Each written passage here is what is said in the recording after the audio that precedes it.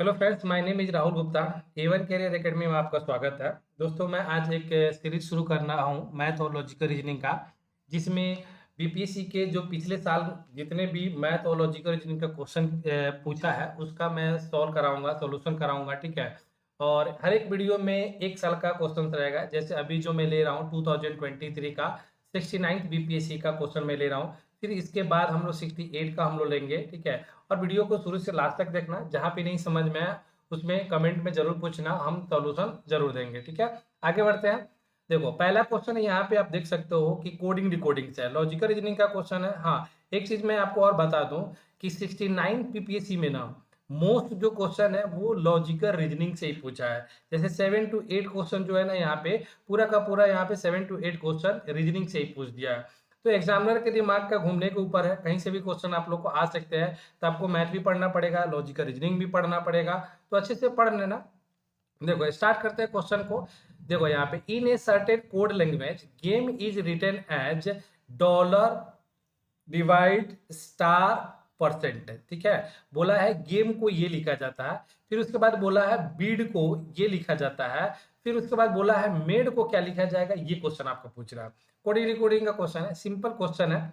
GAME game, game को इन्होंने लिख दिया dollar divide percentage, sorry star percentage. ठीक है। फिर उसके बाद BEAD, बीड को लिख दिया इन्होंने हैश परसेंटेज डिवाइड मल्टीप्लाई, और पूछा इन्होंने मेड का MEDE मेड।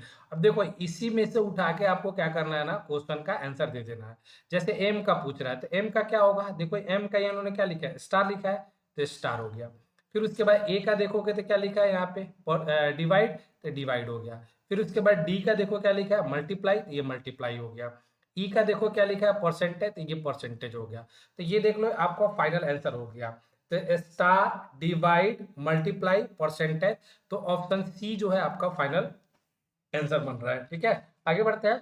नेक्स्ट क्वेश्चन देखो यहाँ पे, अगला जो क्वेश्चन है यहाँ पे देख रहा है, Q travel east toward east, M travel towards north, S and T travel in opposite direction, T travel towards right of Q, which of the following is immediately definitely true. तो देखो, सबसे पहले डायरेक्शन का question है, तो direction को समझ लेते हैं।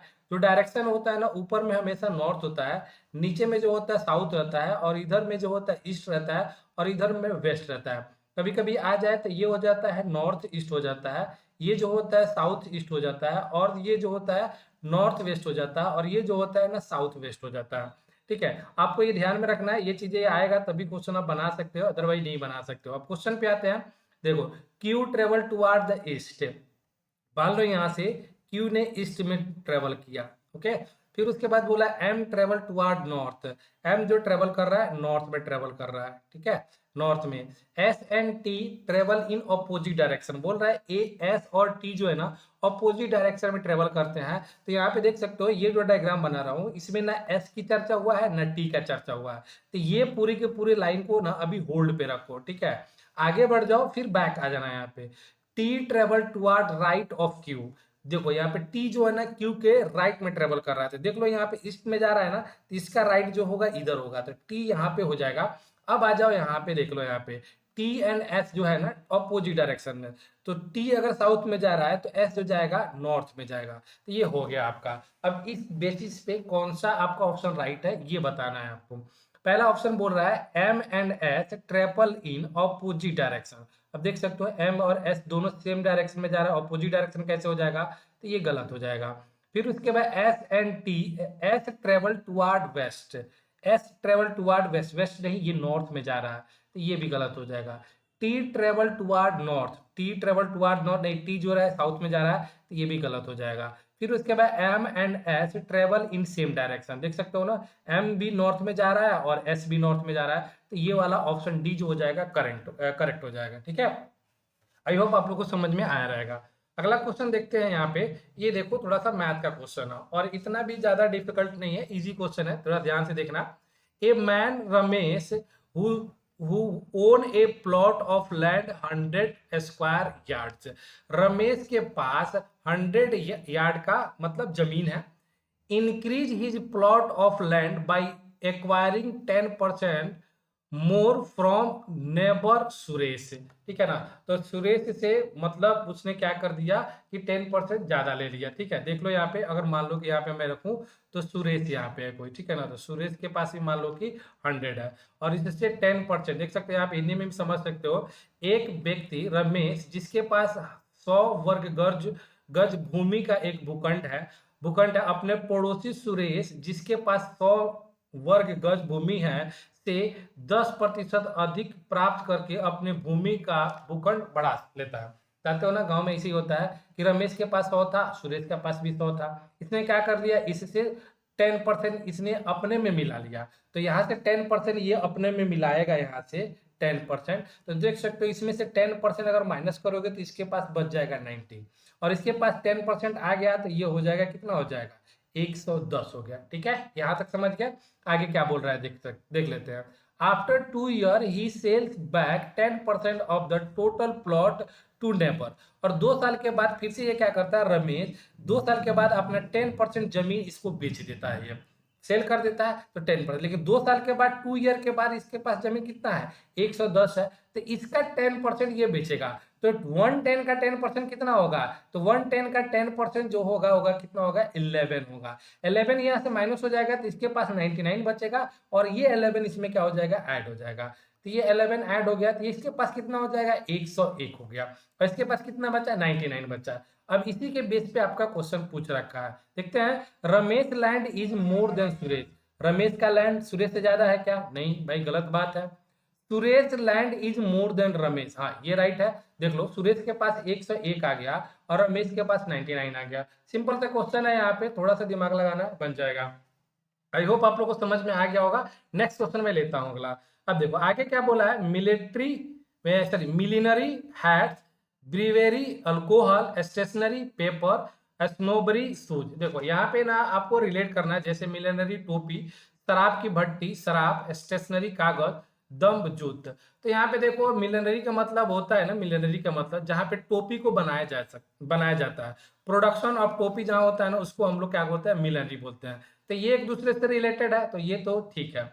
फिर इसके बाद शराब की भट्टी पे जाओगे तो आपको शराब मिलेगा, वहां पर प्रोडक्शन होगा, ये दोनों भी एक दूसरे से रिलेटेड है। कागज जो होता है स्टेशनरी में आता है, ये भी रिलेटेड है।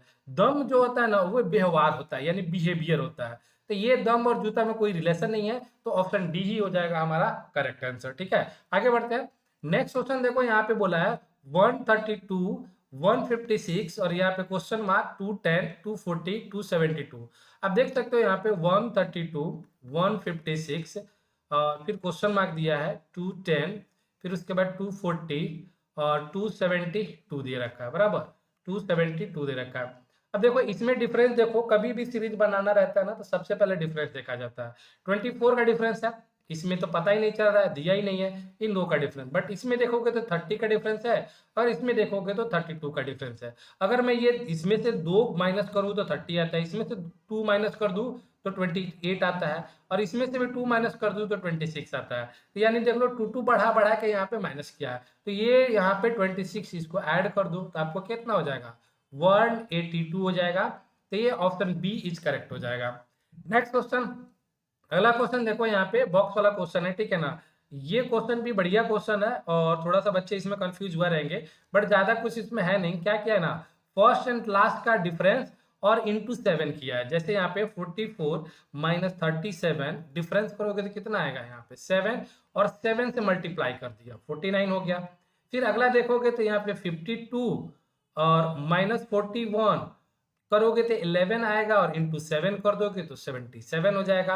अब बोलोगे कि सर आपको कैसे पता चला, तो देख लो यहाँ पे इसका भी मैंने करके देखा। यहाँ पे जैसे 58 माइनस 53 माइनस करोगे तो कितना आ जाएगा 5 और इंटू 7 करोगे तो कितना आ जाता है 35। इन दोनों का डिफरेंस को 7 से मल्टीप्लाई करके ये लिखा है, ठीक है। तो आई होप आप लोगों को समझा होगा, ऑप्शन बी जो हो जाएगा राइट आंसर हो जाएगा। फिर अगला क्वेश्चन देखो, यहाँ पे आगे क्वेश्चन है statement in one day cricket match the total runs made by a team were 200 of which 160 run were made by a spinner। आगे क्या इसमें क्या बोल रहा है कि टोटल जो रन बने ना ये बने 200 बने, ठीक है, और स्पिनर इसमें से जो बनाया है ना 160 रन बनाया। मतलब स्पिनर बनाया 160 रन। तो इसके ऊपर कंक्लूजन दिया है आपको, निष्कर्ष दिया है, कौन सा राइट होगा ये बताना है आपको। जैसे देख लो यहाँ पे 80% of the team consist off spinner. अब ये इसके देखो दिमाग लगाने के लिए यहाँ पे क्या किया है जी, 160 जो है ना इसका ये 80% है। तो कुछ बच्चे कहेंगे कि 80% रन है, तो 80% स्पिनर ने बनाया है। तो हो सकता है कि दो ही स्पिनर मिलकर क्या करे 160 रन बना सकता है, हो सकता है तीन ही स्पिनर बना दे 160 बना दे। तो तीन अगर स्पिनर होते हैं तो 11 का ये तीन 80% थोड़ी ना होता है। तो ये तो आंसर गलत हो जाएगा, ये कंक्लूजन गलत हो जाएगा। फिर आगे बोला है the opening batsman were spinner. Spinner आगे बोल रहा है कि जो ओपनर बैट्समैन है ना स्पिनर है। जरूरी थोड़ी ना है देखिए 80% रन अगर स्पिनर बनाया है तो ओपनिंग करने ही आया होगा। हो सकता है 5-6 डाउन भी होगा, 8-10 भी डाउन हो सकता है, 3-4 भी डाउन हो सकता है। तो दोनों का दोनों कंक्लूजन यहाँ पे क्या है, रॉन्ग है। तो ऑप्शन डी जो हो जाएगा आपका राइट हो जाएगा। ठीक है, ऑप्शन डी वाला राइट हो जाएगा, neither one nor second follow हो जाएगा। अगला क्वेश्चन देखो यहाँ पे दे रखा है 8 का। ये बढ़िया क्वेश्चन है, इसमें बहुत सारे बच्चे लोग फंसे रहेंगे और ये बढ़िया क्वेश्चन है, ध्यान से देख लो। यहाँ पे क्या बोला है, यहाँ पे ग्रेट को लिखा है इसने इतना, मॉन्क को लिखा है इतना और विग्योरस का पूछ दिया है।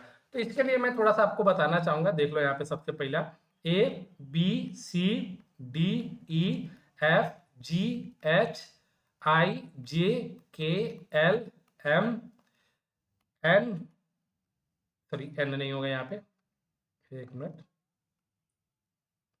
N M N O P Q R S T U V W X Y Z. साथ साथ में आपको नंबर भी याद करना है, 1 2 3 4 5 6 7 8 9 10 11 12 13 14 15 16 17 18 19 20 21 22 23 24 25 26। ठीक है, अब देखो नंबर जिसको याद रहेगा ना कौन सा लेटर पे कौन सा नंबर पे कौन सा लेटर आता है, उनके लिए इस टाइप का क्वेश्चन फटाक से समझ में आता है।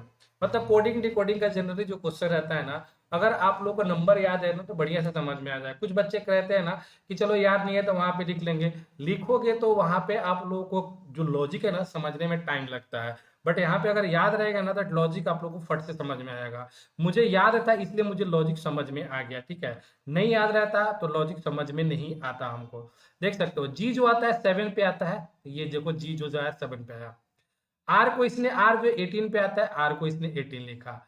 लेकिन यहाँ पे ई को इसने क्या कर दिया, ई ना 2 पे आता है बट ई को इसने लिखा है 22। कैसे लिखा है वो मैं बताता हूँ आपको। ई जो आता है, ए जो आता है देख सकते हो यहाँ पे 26 पे आता है, ये जो आता है 26 पे आएगा ए का।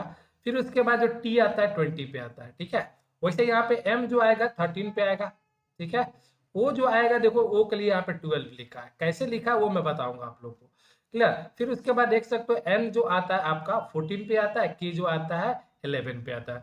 तो इसने भाई साहब ने किया क्या है, जो कॉन्सोनेंट है ना, कॉन्सोनेंट है, कॉन्सोनेंट, कॉन्सोनेंट का सेम नंबर रखा, सेम नंबर। ठीक है, और वॉवेल का जो रखा इन्होंने ने वॉवेल का ऑपोजिट नंबर रखा, ऑपोजिट नंबर। ठीक है, अब देखो यहाँ से आप लोग को चीजें आप लोग को अच्छे से बेहतरीन तरीके से समझ में आ जाएगा। ठीक है, ये देखो यहाँ पे बिठाना पड़ेगा मुझे, अभी ये देख लो। देखो यहाँ पे देख सकते हो ई जो आता है 5 पे आता है और 5 का ई का दिया इन्होंने क्या लिखा है 22। अब देख सकते हो ना ये एक दूसरे का अपोजिट होता है, ई का देख लो अपोजिट क्या है 22, तो इसलिए ई का 22 लिखा है। और देखो ए भी वॉवेल है तो वॉवेल ए का अपोजिट क्या होता है, जेड होता है, जेड कितने पे 26 पे आता है, तो ए का यहाँ पे जेड लिखा। तो यहाँ पे आप समझ गए कॉन्सोनेंट का सेम नंबर और वॉवेल का है ना ऑपोजिट नंबर ले रखा है, ऑपोजिट नंबर। क्लियर, अब आ जाओ यहाँ पे आंसर निकाल दो आप लोग। देखो क्या पूछा है, विग्रस का पूछा है, तो वी कॉन्सोनेंट है तो वी आएगा 22 पे। आई हमारा वॉवेल है तो आई आएगा 9 पे, 9 का ऑपोजिट होगा आर तो ये आएगा 18 पे। जी आएगा 7 पे, ओ आता है, ओ हमारा वॉवेल है तो ओ का ऑपोजिट हो जाएगा एल यानी 12 पे आ जाएगा।